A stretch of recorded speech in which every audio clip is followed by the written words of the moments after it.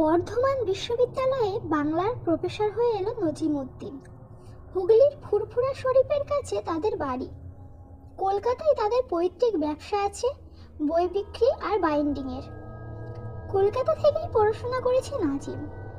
বিয়ের পর চাকরিও মিলে গেল। ফার্স্ট ক্লাসের উপরতলার নম্বর মিলেছিল তার। ডক্টরেটও করেছে।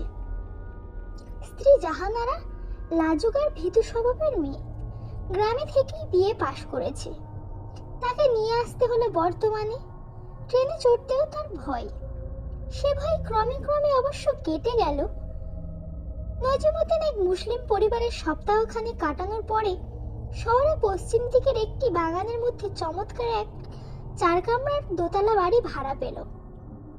পেছনে শান বাঁধানো বড় পুকুর, বাগানে গাছপালা, কবরখানা, ভাঙা পোড়ো হাওয়াখানা। জমিদার শ্রেণীর লোক যারা এ বাড়ির মালিক, সবাই নাকি বাংলাদেশে চলে গেছেন। কেয়ারটেকার বর্ধমান বিশ্ববিদ্যালয়ের এক কেরানি, ফর্সা পাতলা চেহারার আধবুড়ো গোলাম হোসেন খাঁ।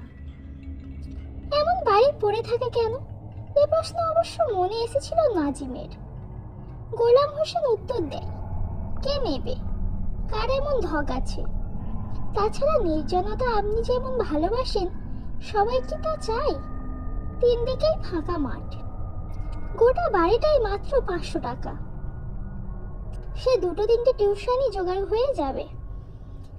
কাজের মেয়ে গোলাপি বিবিকে আনতে হয়েছে দেশ থেকে।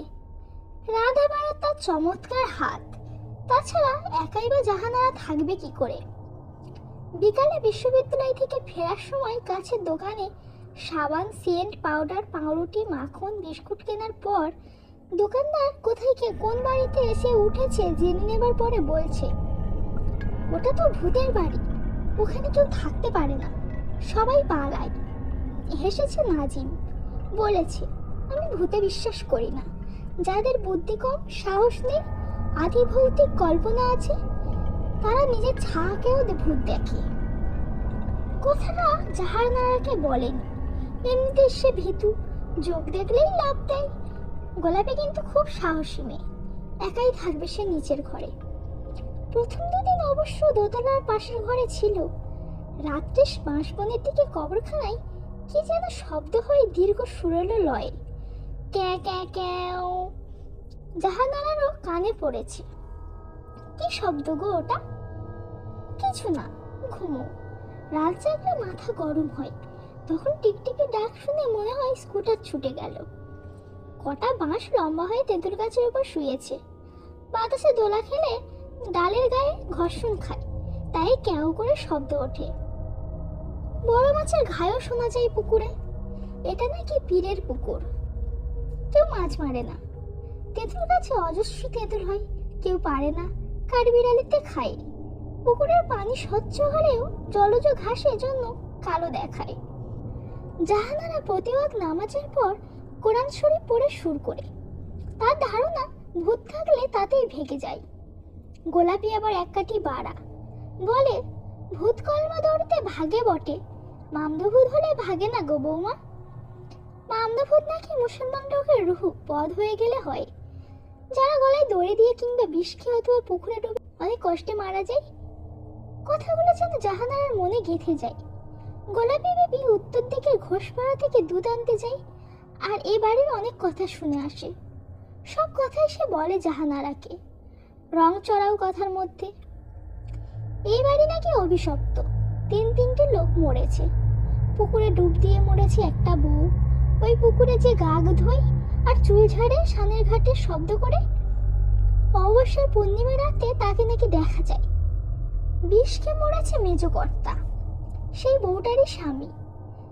নাজিম সব শুনে আমল দেয় না, বলে, ভূতের গল্প সবাই মানুষের বানানো, উদ্দেশ্য ভয় দেখানো বা মজা করা। দুর্বল লোক বুদ্ধিহীন হলেও সে নিজের ভুল কাজে নিজেই কাবু হয়ে যায়। এসব বিশ্বাসে ঈমান হারায়, মনে মনে ভূত প্রেতকেই পুজো করে। একদিন রাতে নাজিমই বিভ্রান্ত হয়ে গেল। কার যেন পায়ের শব্দ দোতলার বারান্দা ধরে এগিয়ে যায়। জাহানারা তখন ঘুমোচ্ছে। গোলাপি বেবিও নিচের ঘরে নাক ডাকছে। ঘরদোর সব বন্ধ। ছাদের উপরে কি যেন ঝাঁপ দিয়ে পড়ল। এই শব্দটা খিরিস গাছের ডাল বেয়ে এসে ভাম বিড়াল বা উদ বিড়াল পড়ার হতেও পারে। কোনো কোনো এলাকায় এই প্রাণীটিকে মাছ বাগরোলও বলে, কিন্তু স্পষ্ট যেন মানুষের হাঁটার শব্দ। দুমদুম করে চলে যায়। বাঁ হাতে টর্চ আর ডান হাতে লোহার রড নিয়ে খুব আস্তে আস্তে বেরোয়। অবশ্য দোর খোলার একটু শব্দও হয়ে যায়, কিন্তু কেউ কোথাও নেই। নিচে নেমে আসে, ভিজে পায়ের দাগ। বাথরুম থেকে গোলাপি ঘরের দৌড় পর্যন্ত। গোলাপি তাহলে বাইরে গিয়েছিল, তাই হবে। পুরুষদের মতো খড়ম পা নয়, পেট চাপা একটু ছোট ছোট পায়ের ছাপ। এসে শুয়ে পড়ল। এটা সেটা দেখে নানান কিছু সন্দেহ করে মাসখানেক কেটে গেল। মানুষ আশ্চর্য হয়, নাজিম এখানে বাস করছে। নাজিম বলে, আমি তো ভূত ছাড়াতে জানি। হাসে সে। কিন্তু এক রাত্রে গোলাপি গো গো করে কাঁদতে লাগলো। অস্পষ্ট ভাষায় কেবলই গোয়াতে থাকে অনেকক্ষণ। গোলা টিপে ধরেছে কেউ। নিচে নেমে এসে ডাকে নাজিম। দৌড়ে ঘা মারে। কতক্ষণ পরে জেগে যায় গোলাপি। ঘামে ডুবে গেছে তার সর্বশরীর। বলে, একটা বিস্তর চুললি কালো শাড়ি পরা বউ আমার বুকে চেপে বসেছিল। আমাকে জোর করে যেন গেলাস পরা নিম ছাল পেশা কষ খাওয়াতে চাই। তুমি খেলে না কেন? তোমার রোগ ভালো হয়ে যেত। মহিলা মামলা ধরেছিল তোমাকে। সে কারো ভালো মই মন্দ করে না বলে হাসে নাজিম। জাহানারাকে বলে, আসলে গোলাপের তেল ঝাল চর্বি জাতীয় খাদ্য খেয়ে হজম হয়নি, পেটে গ্যাস জন্মেছে। ব্রেনের শিরা বিশ্রাম নেই ঘুমের সময়, কিন্তু উত্তপ্ত হবার ফলে ওইসব মনের চিন্তাধারায় ছবি তৈরি হয়ে স্বপ্ন দেখছে। ক্রমে সব তত্ত্ব ঠেলে দিয়ে বছর কেটে গেল। আর ভয় নেই। কোনো প্রাকৃতিক কারণে সূত্র খুঁজে না পেয়ে বুদ্ধি হারায়নি নাজিম। তাদের পুত্র সন্তান এসে গেল। শুরু হলো এবার মামদুর উৎপাত। 21 দিন যাবার পর বাচ্চার দোলা যেন কোনো অদৃশ্য শক্তির টানে দুলতে থাকে। বাচ্চা কাঁদলে কে গালে থাবা মেরে মেরে থামায়। রান্নাঘরের মধ্যে থেকে মনে করেছে বোধহয় গোলাপি, কিন্তু কই না তো। সে তো তখন ঘাটে মাছ রগড়াচ্ছে। কে বাচ্চাকে তাহলে বোতল ধরে দুধ খাওয়ালো? নিচেও খালি বোতল বসানো আছে। ক্রমে আরো ঘন হয়ে এলো সেই আসা যাওয়া। নাজিম ছাত্রদের পড়ানো, খাতা দেখা, ডিউটিতে যাওয়া নিয়ে ব্যস্ত।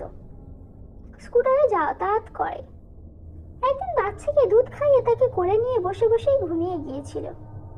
কি যেন খুব আলতো হাতে বাচ্চাকে তুলে নিয়ে শুইয়ে দিল, তাকেও ঠেলে ঠেলে শুইয়ে দিল। ভয়ে চোখ মেলল না জাহানারা। কি করে দেখা যাক। মাথার চুলে তেল দিয়ে আঁচড়ে দিচ্ছে, পা টিপে দিচ্ছে। বলল, গোলাপি বাবু নাকি? উত্তর পেল। অকাতরে ঘুমিয়ে গেল জাহানারা। ছুটি পড়তে তারা বাড়িতে এলো। গোলাপিও সঙ্গে এলো। বাড়ি পড়ে রইল তালা চাবি আটা। কোনো চোর ডাকাতও ওখানে যাবে না। ফিরে এসে দেখলো সত্যিই তাই। ঝাটপাট দেয়া চকচকে ঘরকন্না। 3-4 ঘন্টা হলো তারা ফিরেছে। গোলাপি রান্না জোগাড় না করে ছেলে বয়ে এসে ঘুমিয়ে গেল। যদিও গোলাপি রান্না করেছে, তবু গল্প ফাঁদে। গরম ভাত তরকারি রান্না বান্না তো সব করাই আছে। ডাল, কলিজিয়া, আলু ভাজা, সেদ্ধ ডিম, কে সব করে রাখলো। আমরা আজ আসবো জানলেই বা কেমন করে? নাজিম এই রহস্যের কিছু সমাধান খুঁজে পায় না। তবু অদৃশ্য কেউ অমঙ্গল তো করেনি। দুর্ঘটনা না ঘটালেই হলো। রোজ রান্না করে রাখলে তো আরো ভালো। তাহলে বিবি গোলাপজানকে বিদায় আদায় করে দিই। জাহানারা স্বপ্নে একদিন দর্শন দিল একটা বউ। কে তুমি ভাই? এবারের মেজো বউ রঙ্গিলা বেগম? তুমি প্রেতাত্মা হয়ে গেছো? হ্যাঁ, মেয়ে মামদো। আমি তোমার বাচ্চাকে খুব ভালোবাসি, তোমাকেও ভালোবাসি। আমার মেজো কর্তা আমাকে গলা টিপে মেরে ফেলে পুকুরে ডুবিয়ে দেয়। তুমি আমাকে ভয় পেও না, আমি তোমার কোনো রকম ক্ষতি করব না। তোমার স্বামীও মামদো হয়েছে? হ্যাঁ, শ্বশুরও। এইবারের সময় বাংলাদেশে চলে যেতে তারাও তাদের খোঁজ চলে গেছে, আর আসে না। স্বপ্নের ব্যাপারটা জাহানারা নাজিমকে বলতে সে কিছু উত্তর দিতে পারল না, শুধু তাকিয়ে রইল। এরপর জাহানারা আর সহজে ঘুম ভাঙে না। সে ঘুমোলেই অন্য জগতে চলে যায়। কত রকম স্বপ্ন দেখে, স্বপ্ন দেখতে ভালোবাসে সে। বড় ডাক্তার দেখানোর পর জাহানারা সুস্থতা ফিরে এলো। তেলেশমাতি বাড়ির অপবাদ দূর হয়ে গেল। এসব কীর্তিকলাপের গল্প প্রতিবেশীরাই বানায়।